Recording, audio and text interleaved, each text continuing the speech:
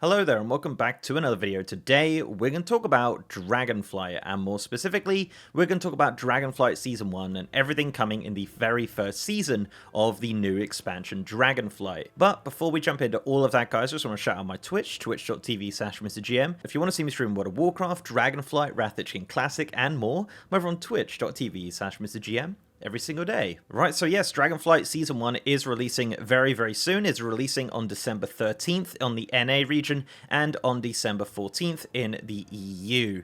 This is obviously with the weekly resets, and this is as expected. Now, this one's a little bit different because it is so close to Christmas. They're actually changing up the release schedule of some of the things, but in this video, we're going to go through everything that is coming with the brand new season. So, let's begin with the big one, and that is, of course, the Vault of the Incarnates raid. This is the very first raid of the Dragonflight expansion. It is an 8-boss raid. It's like a Primalist Titan prison. It's really aesthetically pleasing. We did some testing on the beta. A lot of fun. The last boss is Razageth. Razageth is a character you will see throughout the Dragonflight leveling and, of course, the Evoker starting zone, and that will be the final boss of the Vault of the Incarnates raid. This raid is actually releasing slightly differently to previous raids due to just being so close to Christmas. So on the first reset on December 13th or 14th, depending on your region, normal, heroic, and mythic will be available to you from that very first day. So the Race World First for Mythic will begin on that day also, and that'll be the very first time that everybody of all difficulties will be able to go into the raid. However, the first wing of Raid Finder will open up after that. The second wing of Raid Finder will open up in the new year on January 3rd or 4th, and then the final wing of Raid Finder for Vault of the Incarnates will open up on January 17th or 18th, depending on your region.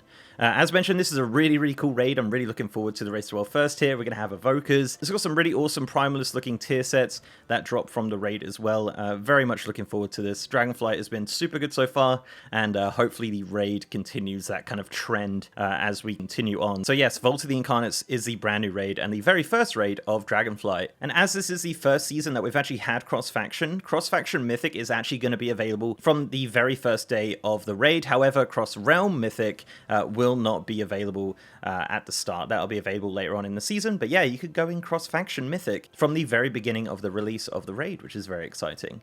Along with the raid, you're also going to get some brand new world bosses. Yes, there are 4 world bosses that can spawn on a weekly rotation, each of them kind of representing each of the kind of Primalist elements. I'm going to butcher all these names, but you've got Bascaron, the Shale Wing, you've got Basil, the Dreaded Flame. You've got Liskanoth, the Future Bane, and Stran,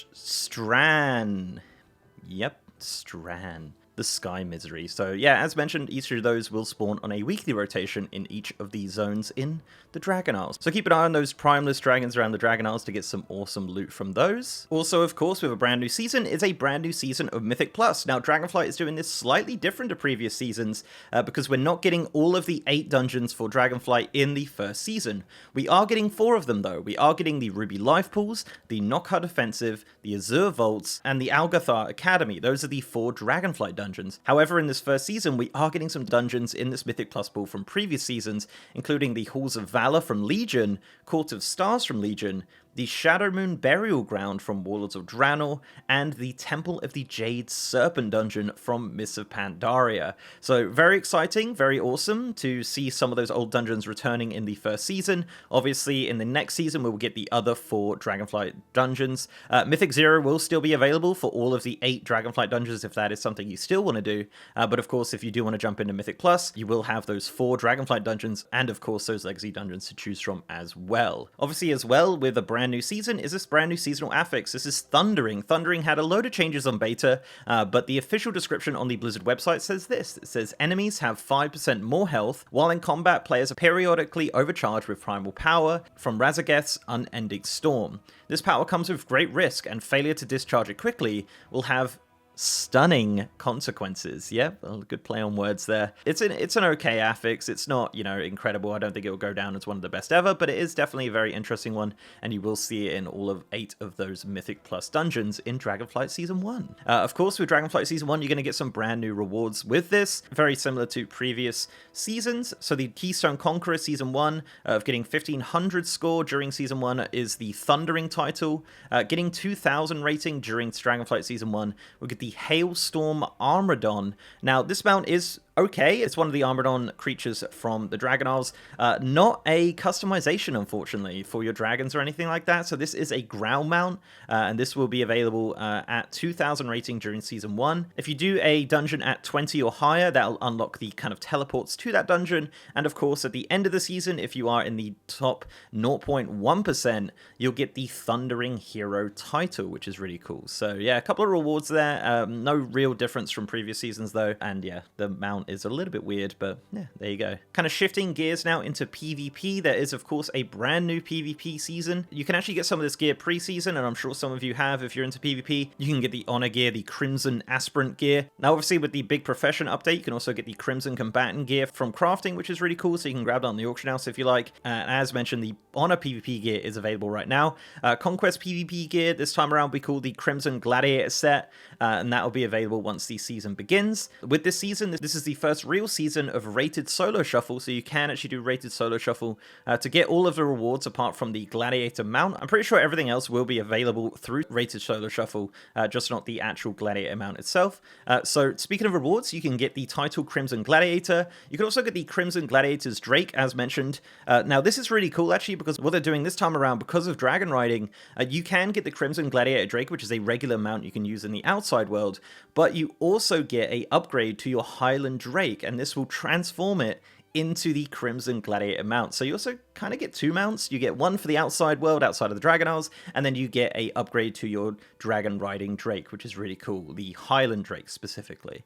There's also two brand new Vicious mounts. Again, these are available through rated solo shuffle. This is the Alliance and Horde themed Sabertooth mounts. These are fantastic looking mounts, ground mounts once again, but a very, very cool mount nonetheless, with that kind of Alliance and Horde branding on it. Big fan of that.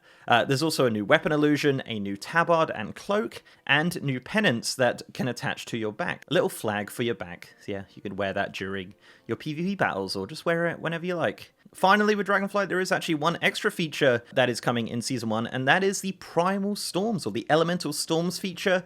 This is something that was featured quite heavily on Alpha and Beta, and then kind of swiftly removed. So this is coming in Season 1. This is a outdoor world content, kind of similar to the pre-patch event in a sense.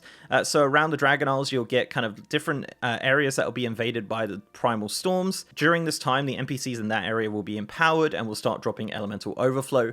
This is currency you can use to buy gear. This gear is item level 359, and you can just buy that. It's a really cool looking transmog, and there is also a mount that is available for 2,000 Elemental Overflow. Now, this 359 gear can be upgraded to 385 through the Storm Sigil system. The TLDR of the Storm Sigils is essentially you can get 4 a week from the different elemental invasions. You just kind of use that currency and the 359 gear to upgrade it to 385, and that's going to take about 16 weeks to get a full set. So yeah, not the best gear in the world, but definitely something for outdoor world players. Personally, I would have preferred it if it was a higher item level. Previously in beta, it was 369 and 395. Unfortunately, it was nerfed down to 385 and 359. But yeah, if you want to go get it for transmog, there's a bunch of achievements there as well. I have a full video going over the system if you like, if you want more details on it. But that is also one of the kind of big features that is coming during Season 1 of Dragonflight. And there you go. That is all of the features coming in Dragonflight Season 1. As mentioned, this launches on December 13th in the NA region and December 14th in the EU. This is going to be very fun, very excited for this. As mentioned, Dragonflight has been super great so far, and hopefully the Season 1 offerings just continue that trend of making it a very, very fun expansion, at least for now. So yeah, there you go, guys. Thank you very much for watching. Before I go, I'd like to give a massive shout out to my amazing patrons, YouTube channel members, and Twitch subs. You guys are awesome. And if you'd like to support the channel in any of those ways, links are down below. So leave a like on this video, guys, if you liked it, and subscribe if you haven't. I've also got a partners Discord channel with over 3,000 members. And as mentioned, I am now streaming on twitch.tv/MrGM. If you want to see me streaming World of Warcraft, Dragonflight Season 1, Wrath of Chin Classic, and more, I'm over on twitch.tv/MrGM every single day. And with that, guys, I'll see you next time.